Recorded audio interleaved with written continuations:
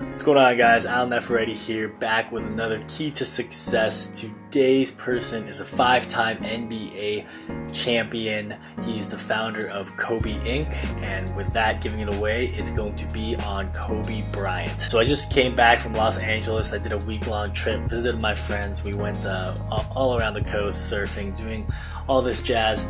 I made one of my personal blog posts. You can check it out on alnafa.com about the Hall of Fame and how you can get to your own personal Hall of Fame and kind of the mindset that you need to have. But what I'm bringing back for this channel, and especially with Blend Logic and digital marketing, is taking these attributes of success and using them for your own business so that you can implement your own digital marketing strategy, or even just have the mindset to grow your business.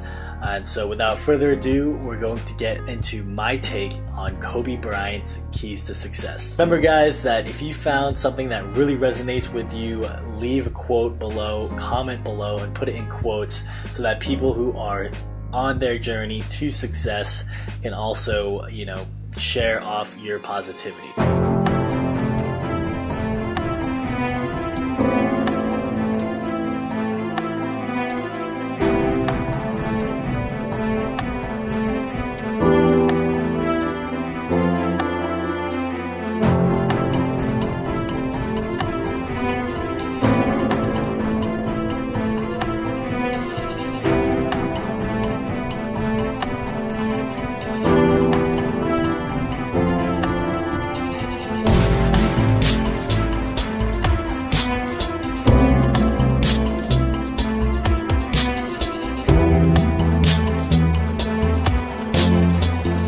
Number one is make sacrifices. I want you guys to really listen to what Kobe has to say. The person who chases 2 rabbits catches none. You have to focus and really sacrifice on things that are not part of your mission and your purpose, and really go 100% into what your calling is. There's a choice we have to make as people, as individuals. If you want to be great at something, you have to make inherent sacrifices that come along with that. Family time, hanging out with your friends. So at the age of 18, I knew that I was not going to be stopped. This was my life. We all can be masters at our craft, but you have to make sacrifices that come along with making that decision.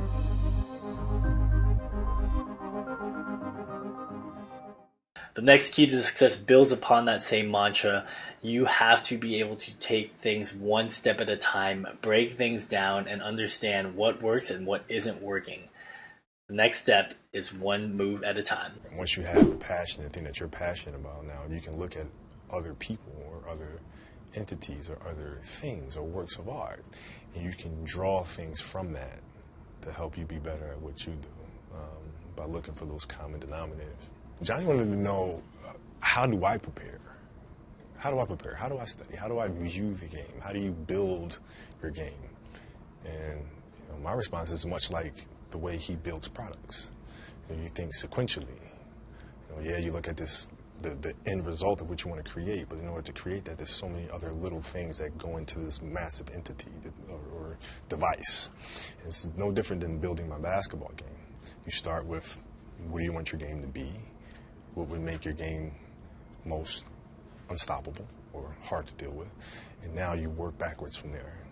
And you start building it one piece at a time, one move at a time, one counter at a time. So there's a lot of similarities there. I really like this step a lot because it really involves having self-confidence, but not to take it away from, being overconfident. It's trusting in your skills. There was a good video by Russell Wilson when he talked about his journey to the Super Bowl back in, I think it was like 2016. He said, "Why not me?" And really it's because he knows that he put the time into the gym, the hours he put working on his craft.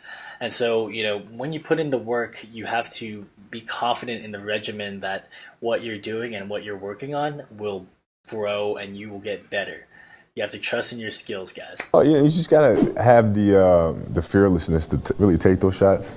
Because you miss those shots, then you have to deal with the criticism. You have to deal with Us talking about it, right? Right. So, and a lot of times, a lot of people kind of get a little apprehensive about taking those shots because of that. Right when we mentioned it, it seemed like you started smiling already, just thinking about the word. Yeah, well, it's always been a myth to me as to why certain people don't really like those situations because of the pressure, because we've all lost games before. So it's not like by you missing that shot, you're about to face something that you will never face again or haven't faced in the past. You know what I mean? We've all come up short at one time or another. So you just gotta kind of let it all hang out and trust your skills and trust the work that you've put in. Thing Kobe talks about is using your scars as a weapon. I almost like using this as telling your story. There's a lot of pitfalls that you may have in life, but that's what people resonate with. They resonate with the Phoenix story, the hero's journey. So really when you put yourself out there and take chances and take experiments in life, really know that whether good or bad, you could always leverage that as weapon and as fuel to grow your brand, to grow your business, and to pursue your passions. What does that mean? So that means taking things, using things in your life that are scars, using those moments as a weapon, right? Using those as, using basketball as kind of like a vehicle through which to express yourself, right? So at that moment, for us to face the Celtics again, it's not about the Celtics. It's not about your opponent. It's about you. It's about you taking your inner struggles and channeling that through the game, right? As a way to unleash, right? So now it became a matter of how do I express that to them? How do I get them to that point where they figure this out for themselves? Because I can't say, hey, listen, I need you to play harder. So what'd you do? Well, I had to share my story. I had to open up to them and let them know I've dealt with things. This is the things that I use. This is how I go about focus. This is how I deal with adversity. This is how I deal with, arguing with my wife the day of a game and showing up to the game and still having that focus to be able to play. Like I used those things to open up with them, and then in turn they were able to take those stories and make them their own. Really, guys, I want to stress on why I put these. They're all kind of synonymous, but when Kobe says it, and he's a 5-time champion, arguably one of the best basketball players of our generation, he talks about how you have to take things one step at a time. Really, when you focus on each day, you have your priorities, your projects. I talk about this in my personal blog about how you could attack each day. Every day you have to optimize and work on what you need to do. And hearing it from Kobe really helps me resonate or implement these factors into my life. So every day is a new day to turn it all around, guys. Well, you just got to put one foot in front of the other. And, sometimes I think, even for myself, it's easy to become distracted a little bit and start trying to look at what the final picture is going to look like. And, when you do that, you can easily become frustrated with where you are at the moment. So, my advice is just to focus on each day. And, you have a plan in place of how you want to improve and how you want to get better. And you stick to that plan and trust the fact that, every day that you stick to the plan will get you to your end result. The greatest things that I think about in Kobe and his competitive spirit is when the going gets tough, you got to be tougher. And something that's, if you're on your entrepreneurial journey or whatever business path you guys are growing on, you have to rise to the challenge. And I think a lot of times people don't appreciate that competitive spirit, just really leveraging it and using it as a force to get your mission and to get your purpose across. Take one from Kobe and realize that, if you're on the right path and you're trying to help people succeed, when you fully leverage this, you'll be able to, grow your business tenfold. It's everybody wants to compete. I think it's knowing how to compete, and also, true competitive instinct really kicks in when you're down. Like I said, a lot of people are competitive at things that are rolling their way, and things that they're naturally good at. But it takes a true competitive person to, when things are down like this, to really step up to the plate and go after it. The last key to success is thrive on being an outsider. Whether you guys are working corporate or you decide to take that entrepreneurial leap, You guys are going to find that sometimes when you think real big and have really huge dreams, really big goals for yourself, you might find yourself ostracized from the group. But you have to be able to take that, that awkwardness and really think that it's leverage for you to grow out of your comfort zones. When you aren't pushing yourself, you stay at a certain level. But when you feel that pressure that, you're exceeding in life, people can feel it too, but sometimes they don't want to, reach you at that level. And so I think that's what Kobe's trying to say here in being ostracized is, if you've watched his Showtime Muse, he talks about if he made the right decision, as a 17-year-old going to NBA.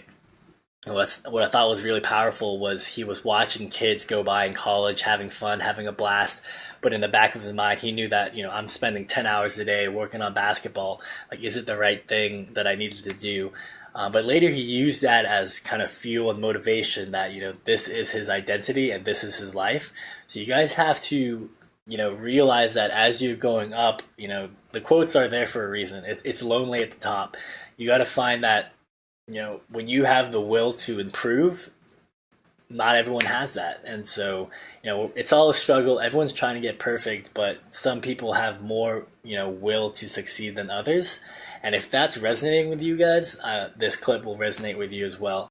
And I've always had some of my best performances on the road.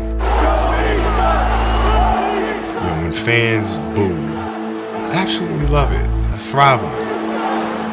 They don't understand who I am. Not only am I comfortable being an outsider, that has become a source of motivation for me. So when I go to these places and you boo, it actually comforts me. Alright guys, I hope you enjoyed that Keys to Success. I've been doing some travel blogging, some personal content, and kind of just getting like a little freelance stuff, free creation. You can check it out on my personal website, alannafa.com. But really the focus of Blunt Logic is to, really give you guys the mindset and really tie it back into, Facebook ads, digital marketing, and really growing your business as an entrepreneur. Because you'll find that some of these mindsets of growth, of, even fitness really, will help you grow your business.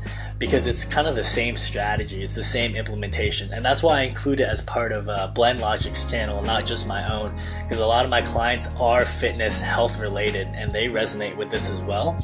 And I found that my clients that are the top tier clients who have over 100,000 Instagram followers, or even over 10,000 website views a month, they realize that it's a day-to-day grind and struggling.